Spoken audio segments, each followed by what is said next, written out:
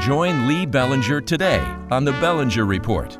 Lee is the publisher of Off Grid Confidential, one of the last information financial newsletters to be delivered 100% through the mail and completely independent of the internet and big tech scolds. Lee has been publishing continuously since 1988 and is your guide to off-grid living.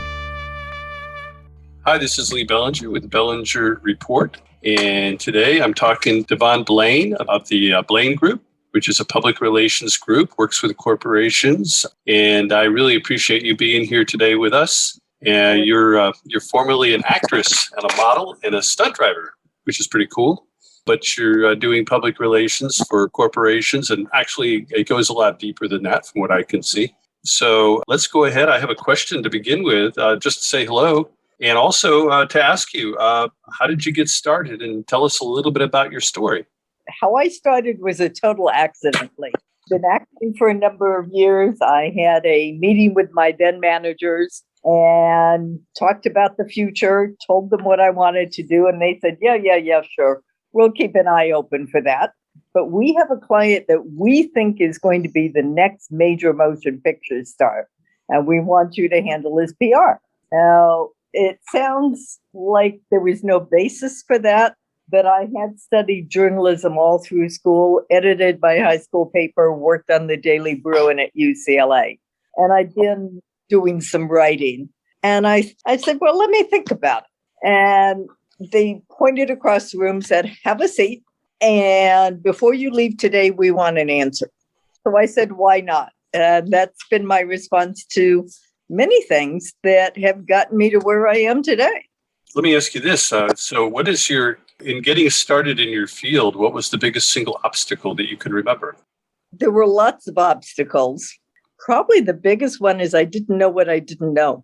And I would not advise anyone else to start the way I did. That I think many entrepreneurs, if they knew the difficulties ahead, would never start. Well, it's, you got to be, there's civilians. There's a good reason why most people prefer just taking a salary, but some of us don't have that level of common sense, perhaps. I'm one of them. We learn as we go. We learn as we go. That's right. We learn as we go. And can you tell me a little bit about your client base, the kind of people you work with? A lot of our clients, not surprisingly, are entrepreneurs. And obviously, I resonate with them. They could be frustrating to work with because things change on a dime, and you have to be prepared to do so along with them. But that's part of the fun. And we get to learn about everything that is cutting edge. And I usually joke that suits my short attention span, also makes me great at cocktail parties, but it keeps me learning, keeps me growing. And I love that. We also put a lot of authors on promotional tour, and books are important to me. We work with some nonprofit organizations, and I love helping them help the people they help. And when all goes awry, we handle crisis management. Can you name a few of the clients you've worked with before that maybe we would recognize them or that they might see in a bookstore? Absolutely. One of our current clients is Marty Cooper. His book is called Cutting the Cord. He is probably the most unknown person who should be well known because he invented the cell phone. Did he? He and his team at Motorola invented the cell phone. First public call was made in 1973. They developed it in 3 months in order to have it ready to demonstrate before a particular FCC hearing. Wow. Yes. Wow. I remember them from a long time ago, and they were the size of a brick. They were indeed the big Motorola bricks. Big Motorola bricks. That's right. The brick phones. So it took 10 years to commercialize it. Yeah, absolutely. So what was it that you got started by accident, but what made you want to start your own group? It wasn't that I wanted to. It was that I realized, okay, I have a client. That's the first prerequisite of being in business. Yeah, you had a client. And the next week I had another client, and the next month I had another one, and I okay, I better grow this because I don't want to be working from my dining table in 20 years. Right. So how many clients do you have now? Tell me a little bit about your agency operations and do you work pretty much alone? Do you have a few helpers? A lot of people. I have a team of 10 people. Uh-huh. We have anywhere from 8 to 20 clients at any given point in time.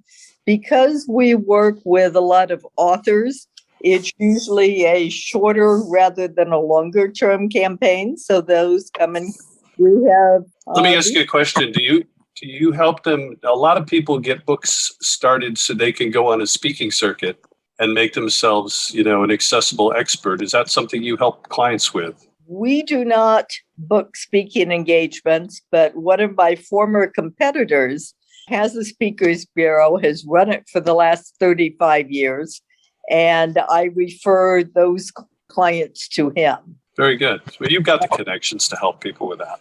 His first speakers were Johnny Carson and Michael Landon, and he has booked every past president, including and since Ronald Reagan. Wow, that's great stuff. Extraordinary international track record. What's the name of his firm? Bruce Marin Celebrity Speakers. Wow, cool. I think people will be interested in that one. Yes. So let me ask you something. There's a lot of people that like to tell their stories, that they don't necessarily have any standing in politics with an elected office, but they want to write a book and they want to promote it. Is that something, do you help people write a book, or is your job strictly to promote the book? Our job is strictly to promote if they need an editor, and most writers do, or a ghostwriter. Some want that help. Some prefer to do it themselves. I have all those resources that I can refer them to. Sure. So tell me a little bit about, the economy has been changing a lot. And I wondered, with all the pandemic and everything, tell me about the future of your agency and what you think that looks like. We stayed strong during the pandemic, and I think part of that was just plain luck. Right at the beginning of the pandemic, before the closures, we started working with a consulting firm that did pandemic planning and health security. They even for 20 years had handled the practice deployment of the Strategic National Stockpile. I had no idea anyone even did that. And the Strategic National Stockpile wasn't talking to the press, but our client would. So we had access to all those newsrooms. So much in demand. And some of our other clients, like Susan G. Komen, the breast cancer nonprofit, and an author who had 2 books on cancer, 2 books on diabetes, 2 of the populations most impacted by COVID, could speak to what people should know and do. So again, naturals for the news. Sure. I see you kind of you help businesses that are, with crisis management of public relations issues. Can you kind of give me an example of what that looks like? Maybe a couple of war stories? The highest profile crisis we ever handled was a small Las Vegas headquartered company that imported ants from China. And one Friday afternoon at 4:00, their marketing firm called me.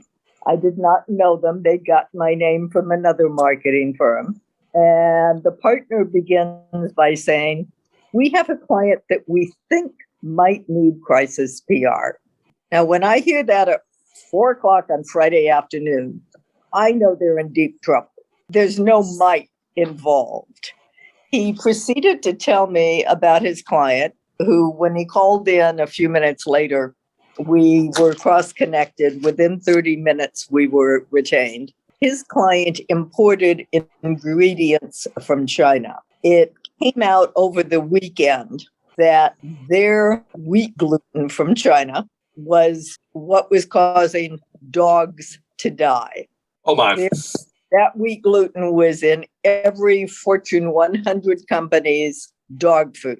So there was a nationwide recall. We worked with the FDA to handle that.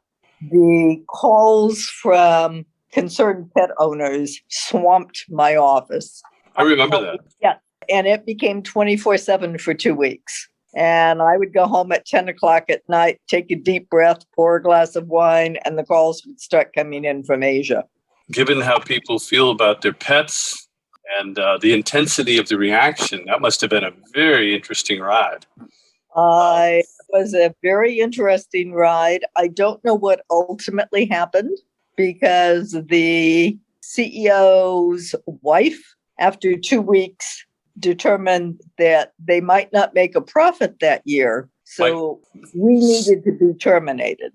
Okay, then. I'm more concerned that they stay in business, but not my decision.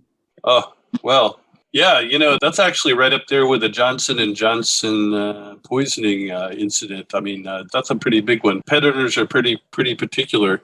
Let me ask you this question. Tell me about your responsibilities when you're overseeing customer trading and financial public relations campaigns. It said that you had, I see here that you had done some work with financial companies and you've done some oversight on that. And tell me about the PR campaigns on that.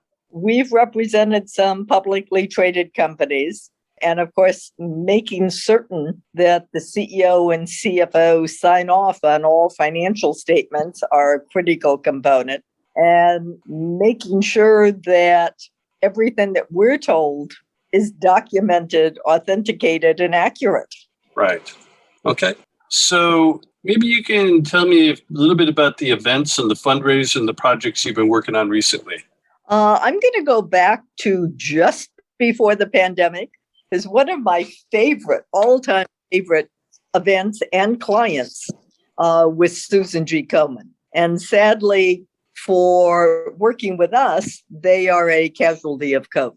They still exist. They're still doing their fine work nationwide, but all of the local affiliates now have been merged into the national organization. And because women who have breast cancer or who are survivors have to be particularly cautious about anything in person, they probably will never have in-person events again. Really? Everything's done virtually, even their walk was done virtually this year. And do you have a strategy for non-in-person events for other clients? Or, I mean, have you adapted to COVID in that way? We work closely with the client's social media team because we don't do that. We still get the word out through traditional media. Sometimes the events are televised as opposed to being virtual, and that adds an additional element of excitement to it. Komen did one fundraising event on a local TV station, and the TV station was kind enough to re-air it so that they had 2 shots at raising the money they needed. So that is helpful when you have a media sponsor who is that committed to you. And CBS was that. So Loved the in-person events with 10,000 people. Oh, me too. Yeah. So tell me a little bit about the mechanics of the communications campaigns you run for people. You mentioned social media. Can you kind of elaborate and give us more detail on that? What we do first is learn about the client and learn about where they are today and where do they want to go. And then we build the roadmap to get them from A to B. Because if you don't know where they're headed or where they want to head, it's impossible to do the right stuff. How often, let me ask you this question. Do you ever run into clients that don't know the answer to those questions? Yes. Do you help them with that, or do you just tell them they need to decide? We will help. We will ask a lot of questions. I've done this for a few decades, Lee. So I kind of know how to help people with that process. And with entrepreneurs, in all honesty, that changes over time. And it can change very quickly. I talked to someone yesterday whom I've known for 40 years. She's been an on and off client, and right now is heavily involved with a technology company that she founded. In fact, at 80 years of age, she was granted a technology patent. I suspect the only 80-year-old woman to have accomplished that. She also runs an NGO of the UN and has for over 20 years. There's a China connection that she wants to do a podcast, book, movie on. So a lot of different things. And what should come first? Where should her time and emphasis and funds go now? So I had part of that discussion with her yesterday, and to be continued over the next few weeks. When you do a communications campaign for a group, do you ever do it for individuals or is it just groups? Author, it's absolutely. Authors. Okay. Tell me a little bit about the process that goes into this when you work with an author. You mainly help them with the book, or you help them? More often than not, they come to us with a finished product. Oh, okay. All right. One of the authors we're working with, and I think you're talking to him later this week, was told the story of who killed Bugsy Siegel. And that is currently the oldest cold murder case in the U.S., 74 years old last month. Wow. And no one is alive today who can corroborate what he learned over the last 30 years, but was told to him one step removed from the killer. There have been other movies out that were 2 or more steps removed. And we're on board to help him get a great publishing deal. Great. Do you know who shot JR, just out of curiosity?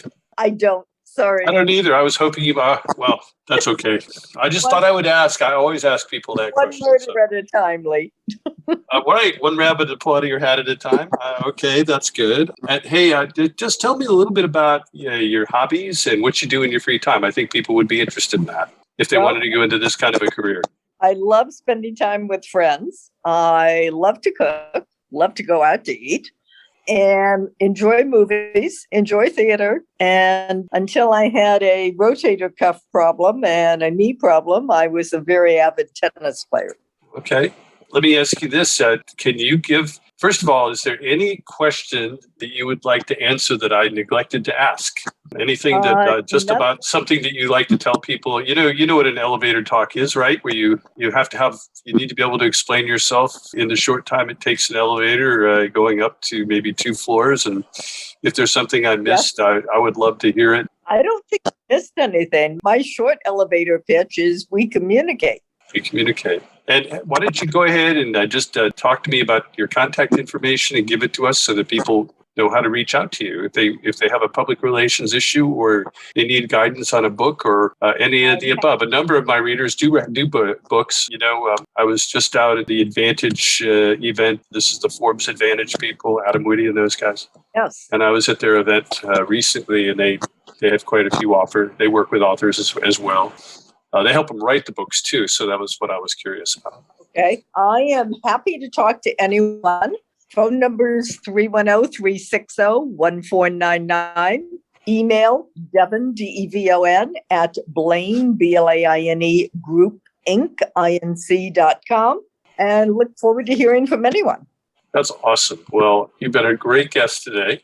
Devon Blaine, I love the background stuff on your history. Quite an interesting background, and I know people are going to be interested in wanting to get to know more about your company. And I appreciate all your time and effort to reach out to me and make this happen. So thank you for your time. Okay. This is Lee Bellinger with the Bellinger Report. Have a great week, Lee.